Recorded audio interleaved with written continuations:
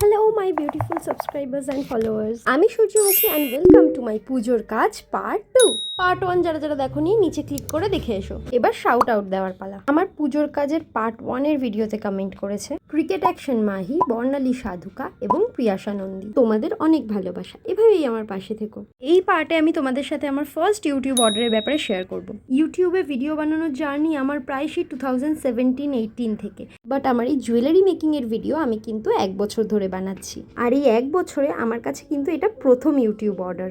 আর এই অর্ডারটা ছিল একটা ছোট্ট মিষ্টি বোনের, যে একটা বোহো অর্ডার করেছিল। আরও বলেছিল যে ওর বোহোটা বানানোর সময় যেন আমি একটা ভিডিও করি।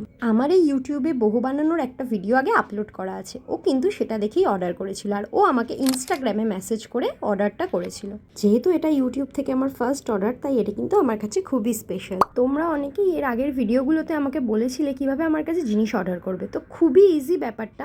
আমার এই প্রোফাইলে আমার ফেসবুক ইনস্টাগ্রামের লিঙ্ক দেওয়া আছে, সেখানে ক্লিক করলেই আমার ফেসবুক ইনস্টাগ্রামের পেজ ওপেন হয়ে যাবে এবং সেখানে টেক্সট করে আমাকে অর্ডার করতে পারো।